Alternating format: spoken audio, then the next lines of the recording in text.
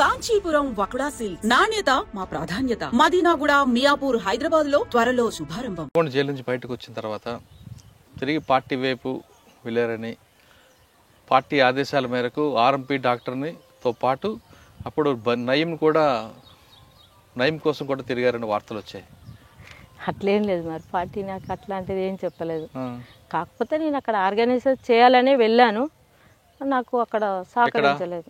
Tirumalagiri side organisation కోసమే వెళ్ళా. Party కోసం తిరిగారా? నయం కోసం ఏం తిరగలేదు, కాకపోతే కొన్ని రహస్యంగా కొన్ని ఆయుధాల కోసం అయితే తిరిగాము. నాతో పాటు నేను సింగిల్గానే ఉండేది, ఇంకా వేరే వేరే వాళ్ళు. ఆర్ఎంపీ డాక్టర్ కోసం ఆర్ఎంపీ పార్టీని మొత్తం నాశనం చేశాడు కదా ఆయన. మరి ఆయన మీద ప్రతీకార చర్య కోసం తిరిగారా? ఏమీ చేయలే. ఇక మళ్ళీ ఎందుకు వెళ్ళలేదు. ఇక ఆయన పని ఆయన చేసుకున్నాడు. ప్రతీకార చర్యలు మా వాళ్ళు ఒకసారి తిరిగారు కానీ వాళ్ళు దొరకలే, వాడు మిస్ అయిన వాళ్ళ హ్యాండ్ ఓవర్లో. పార్టీ అప్పుడు చాలా పోలీసులు ఒక వాదన ఉండేదమ్మా, పూడి దండరాధ యాక్షన్ టీంలో వెళ్ళింది, 1+2 తిరుగుతూ నయం కోసం వేటాడింది, కానీ నయం చాలాసార్లు మిస్ అయ్యాడని. ఇక వాళ్ళు అల్లుకున్న కథ అది, కానీ మేము వెళ్ళింది వేరే ప్రాసెస్. వాళ్ళు అల్లుకున్న కథ అది, దానికి మనం ఏం చేయాలి. తర్వాత మీరు జైలు నుంచి బయటకు వచ్చాక ఏం చేస్తున్నారు? జైలు నుండి బయటికి వచ్చినాక ఇంకా నేను ఇక వ్యవసాయం పనే చేసుకునేది. ఎప్పుడు వచ్చారు మీరు బయటికి? 2009లో అట్లా వచ్చినాము. ఒకటి నాకు కర్నూలులో ఉండే కేసు, నంద్యాల, అక్కడికి వెళ్ళేది, ఆ కోర్టుకి వెళ్ళేది.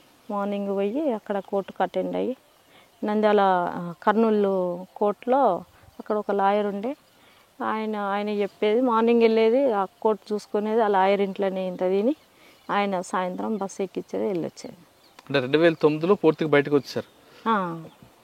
కానీ మళ్ళీ ఛత్తీస్గఢ్ ఏవోపి వెళ్ళాలనిపించలేదా?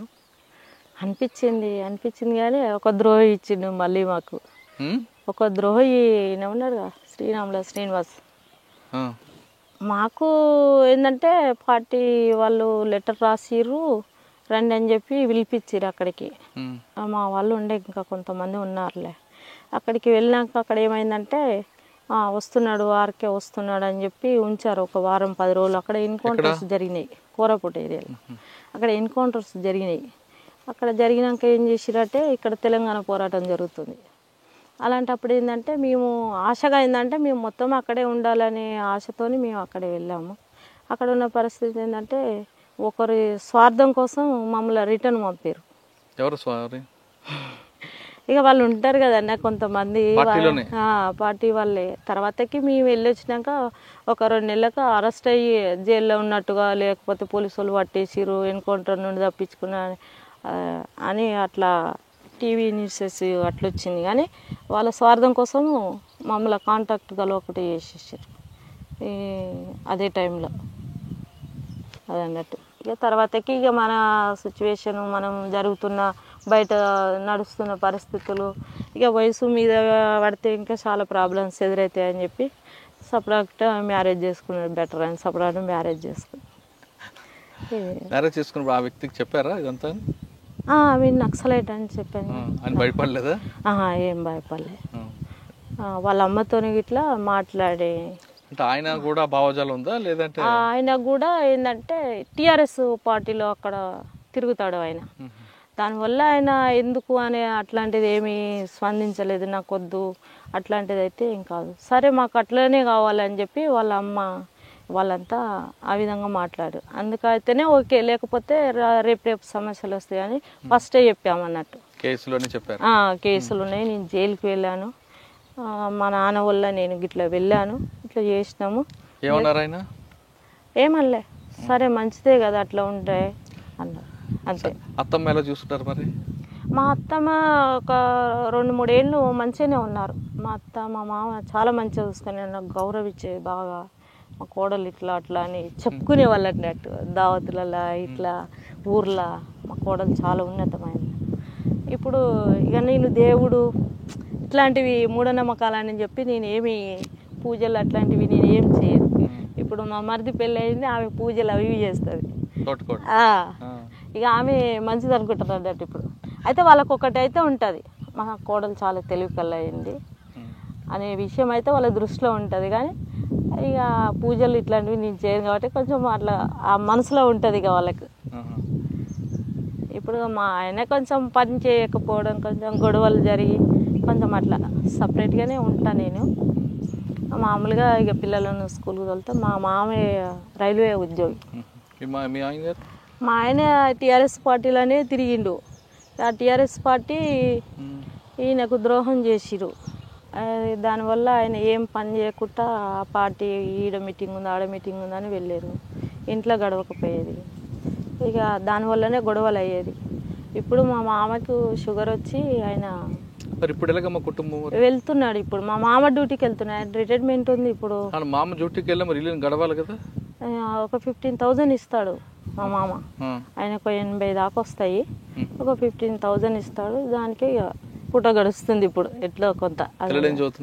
పిల్లలు పెద్ద ఆమె LKG, బాబు చిన్నోడు నర్సరీ. కానీ ఈ సమస్యలు చూస్తున్నప్పుడు అనిపిస్తుంటుందా అదే బాగుంటుందని? అది ఎప్పటికైనా నేను అదైతే మర్చిపోలేను. ఎందుకంటే ఈ జీవితాల కంటే అది గొప్పది కదా. ఇప్పుడు అక్కడే ఎలాంటి సమస్యలు ఉండవు, ఎలాంటి ఇబ్బందులు ఉండవు. కాకపోతే కొంచెం ఎండాకాలం వచ్చినప్పుడు ఎన్కౌంటర్ జరిగినప్పుడు ఒక రోజు 2 రోజులు సమస్య ఉంటుంది, తిండి తిప్పలకు కొంచెం అట్లాంటిదే. కానీ ఇంకా వేరే ప్రాబ్లమ్స్ అయితే ఏది ఉండదు. ఇది సంపాదించాలి, అయ్యో పూటకు లేదు ఎట్లా అని టెన్షన్ పడేది అయితే అట్లాంటిది ఏం లేదు. కాదు, మీరు నక్సలైట్ అని తెలిసి కూడా మీ ఆయన మిమ్మల్ని ఇబ్బంది పెడుతున్నారా? ఇబ్బంది అంటే నన్ను ఆయన పనికి పోకపోవడం సమస్య అదన్నట్టు పరిస్థితి. పనికి పోతలేడు. ఏదో చిన్నగా నేను ఒక 11-11:30కి అట్లా పోయి వేరే మార్కెటింగ్ ఉంటుంది అన్నట్టు, దాంట్లో పోతే ఒక 250 ఏమి ఇస్తారు. దానికి మళ్ళీ నేను మధ్యాహ్నం వరకు 1 గంటల వరకు వచ్చి మళ్ళీ పిల్లలను తోలుకొచ్చుకుంటా. టైలరింగ్ వచ్చి ఇంత కొంత టైలరింగ్ చేస్తాను. సాధారణంగా బయటకు వచ్చిన అన్నలు నక్సల్స్ అయితే పార్టీకి అనుకూలంగా ఉంటారు కొంతమంది, లేదనుకుంటే సెటిల్మెంట్ చేసుకుని ఉంటుంటారు. సెటిల్మెంట్లు ఆ స్థల పంచాయతీ పంచాయతీలు.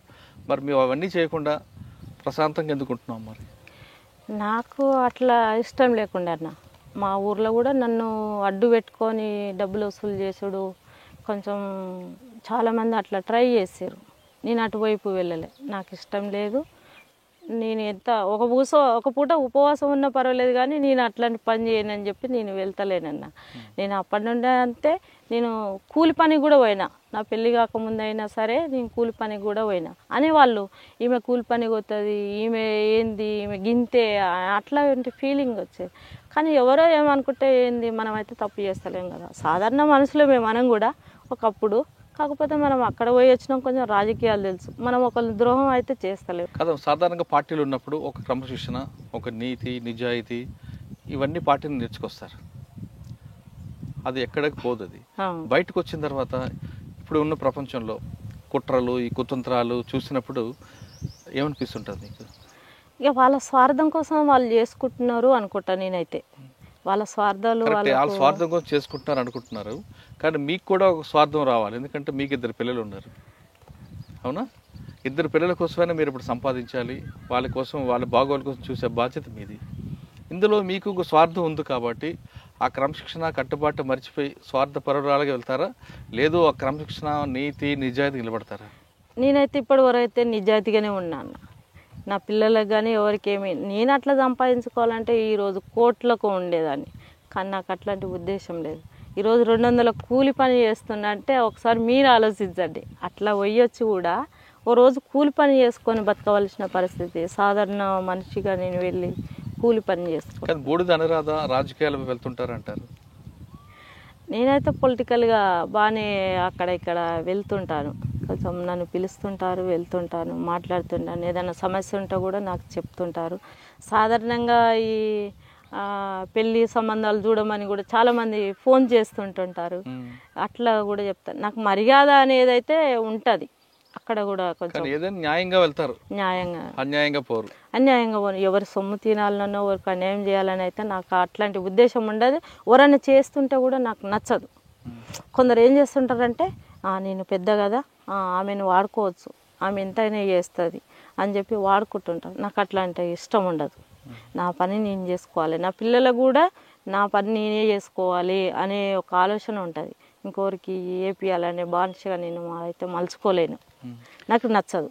సార్ ఫైనల్గా చెప్పమ్మా, ఇప్పుడున్న మహిళలు అంటే యువతులు కానీ వీళ్ళందరూ కూడా తొందరగా ఎదగాలి, విలాసవంత జీవితానికి దానికి అలవాటు పడుతున్నారు. ఒక క్రమశిక్షణ కానీ ఒక నీతి నిజాయితీకి చాలా తక్కువ మంది ఉన్నారు. మిగతా వాళ్ళందరూ కూడా ఒక అడ్డదారిలో సంపాదించాలి, అర్ధరాత్రి కోటీశ్వరు అయిపోవాలి, విలాసవంత జీవితం కావాలి అనుకునే వాళ్ళకి మీరు ఇచ్చే మెసేజ్ ఏంటి? ఇప్పుడున్న అంటే ఈ సమాజము ఆ విధంగా పోషిస్తుంది కాబట్టి యూత్ ఏంది పెద్దవాళ్ళు కూడా అటువైపు వెళ్తున్నారు. కానీ ఆ విధంగా ఉండేది ఎన్నాళ్ళు తాత్కాలికం వరకే. అది ఎంతవరకు ఉన్నా కానీ మనం కష్టపడి సంపాదించింది అయితేనేమో మనం ఇంత కష్టపడితే ఈ వస్తువు సంపాదించుకున్నాం నిలబెట్టుకున్నాం అనే ఒక ఆలోచన ఉంటుంది. వృధాగా వచ్చింది అయితేనేమో గంతే కదా అని క్యాజువల్గా తీసేస్తారు దాన్ని ఈజీగా. దాంతోనేం పని, అవసరానికి వాడుకొని వదిలేస్తాం. కానీ ఈ నీతి నిజాయితీ అనేది అది ఒక గొప్పతనం. ఏంటంటే నీతి నిజాయితీగా ఉండడమే గొప్పతనం. నీకు పూటకు గతి లేకపోయినా పర్వాలేదు, ఒక నీతిగా ఉండడమే గొప్పతనం. ఇంకొక మా ప్రశ్న చెప్పండి. ఇప్పుడు మీరు లోపలికి వెళ్ళారు, 2 సార్లు అరెస్ట్ అయ్యారు, బయటకు వచ్చారు, మీకు ఎన్నో ఆఫర్లు వచ్చినా ఎక్కడ తలగకుండా నిజాయితీగా నిలబడ్డారు. ఇంకా మీకు కష్టాలు ఉన్నాయి, మీరు కష్టాలు పడ్డారు. కష్టాలు పడినా ఆ కష్టంలో ఎక్కడ భయపడకుండా మనోధైర్యం కోల్పోకుండా మీ కాళ్ళ మీద మీరు నిలబడ్డారు. కానీ కొంతమంది మహిళలు చిన్న చిన్న కష్టాలకే బాధలు పడడం, ఆత్మహత్యలు చేసుకుంటున్నారు. అటువంటి మహిళలకు మీరు ఇచ్చే మెసేజ్ ఏంటి? అట్లంటే మనం ఈ తొవ్వెమ్మడి వస్తున్నప్పుడు ఎన్నో సమస్యలు ఎదురవుతుంటాయి. ఓ ముళ్ళు దాకొచ్చు, ఒక తట్టు దాకి కింద పడవచ్చు, ఇంకా ఏదో రకంగా ఉండొచ్చు. అన్నిటినీ ఎదిరించినప్పుడే మనం ఒక మహిళగా నిలబడగలుగుతాము, ఒక నిజాయితీగా ఉండగలుగుతాం, ఒక ధైర్యంగా ఉండగలుగుతాం. కానీ వీడికే మన ఏమంటారు, మన జీవితం అయిపోయింది అనుకుంటే అది కాలేదు కదా. మనకున్నది కొంతవరకే జీవితం. కాబట్టి మనం పెద్దగా ఆలోచిస్తే పెద్దగా ఉంటాం. గింతే కదా మనం వీడికెళ్ళే ముగించుకోవాలనుకుంటే గంతే ఉంటుంది. కానీ ఏనాడైనా కానీ మహిళ కానీ ఒక పురుషుడు కానీ ఏదో బానిసత్వానికో ఏదో అలవాటు పడి అనవసరమైన విషయాలకు అట్లా ఆత్మహత్యలు చేసుకొని అనవసరంగా ఏదో సూసైడ్ చేసుకొని ఏదో రకంగా ఆగం చేసుకునే జీవితానికంటే ఎంత సమస్యలు వచ్చినా ఏదైనా కానీ మనుషులకే వస్తాయి సమస్యలు. ప్రతి మనిషికి ఉంటాయి సమస్యలు, కాకపోతే ఎక్కువ తక్కువ అంతే. కాబట్టి వాటిని ఎదిరించినప్పుడే ఒక మనిషిగా మనం ఒక నేమ్ సంపాదించుకోగలుగుతాం. ఇదే సమాచారాన్ని మీరు అడవులు ఉన్నప్పుడు గ్రామాల్లో చెప్పేవారా? చెప్పేది. ఎక్కడైనా కానీ మహిళలను కలిసినప్పుడు వాళ్ళకు ఉన్నటువంటి సమస్యలు, వాళ్ళ భర్తలు తాగి వచ్చి కొడుతున్నప్పుడు, లేదా పాలల్లో సమస్యలు, మేము చనిపోవాలని చెప్పి వాళ్ళకి టాక్ వస్తుంది. వాళ్ళు మాట్లాడుతుంటారు. నార్మల్గా ఇప్పుడు కూడా బాయ్స్ కూడా అక్క నేను బతకలేనక్క, మన ఒక అబ్బాయి ఫోన్ చేస్తాడు, అక్క నేను బతకలేనక్క, వాళ్ళ భార్య ఏదో గొడవ పెట్టుకొని వెళ్ళిపోయిందంట, అక్క నేను బతకలేనక్క, నేను చచ్చిపోతున్నాయి, ఇదే లాస్ట్ అని రాత్రి 12 గంటలకు కాల్ చేస్తాడు. అదే ఇక ఎంత చెప్పినా ఒక 2 గంటల దాకా చెప్పిన. మా హస్బెండ్ ఏమో నాతో లొల్లి పెట్టుకుంటాడు, గీ రాత్రి ఏంది వాడు ఏదున్నా కానీ పొద్దుగాల మాట్లాడాలి, సరే వాడికి ఉండొచ్చు సమస్యలు అని. అరే ఉంటారు కొందరు సమాజంలో కొంతమంది ఉంటారు, అందరినీ మనం ఒక తిరిగి మనలాగా అనుకోలేం కదా అని చెప్పి ఆ అబ్బాయికి మాట్లాడితే సరే అక్క సరే అని ఇప్పుడు ఉన్నాడు ఆ అబ్బాయి. అంటే కొందరు ఉంటారు వాళ్ళు, అంటే వాళ్ళ పుట్టిన విధానం, వాళ్ళు ఉండే విధానము, వాళ్ళు పెరిగిన విధానాన్ని బట్టి, వాళ్ళకు ఉన్నటువంటి సమస్యలు బట్టి కొందరు ఆ విధంగా వాటి వైపు పోతుంటారు. అక్క మీరు చాలాసార్లు పార్టీ కోసం ట్రై చేశారు కానీ కాంటాక్ట్ అవ్వలేదు. ఇప్పుడైతే మన తెలుగు రాష్ట్రాల్లో పార్టీ ప్రభావం ఎక్కడ లేదు, పక్క రాష్ట్రాల్లో ఉన్నాయి. పార్టీ అవసరం ఉంది అని మీకు పిలిస్తే వెళ్తారా? ఇక పిలిస్తే వెళ్తారా అనుకుంటే మన పరిస్థితులను వాళ్ళకు తెలియవరుస్తాం. మన పరిస్థితులను తెలియవరిచినప్పుడు వాళ్ళు మాట్లాడినప్పుడు తర్వాత ఆలోచిద్దాం. వాళ్ళు మేము కమాండ్ అయినప్పుడు మా సమస్యను వాళ్ళకు తెలియజేసినప్పుడు వాళ్ళు ఆ పరిస్థితులను బట్టి ఏ విధంగా మారుస్తారో అప్పుడు ఆలోచిద్దాం.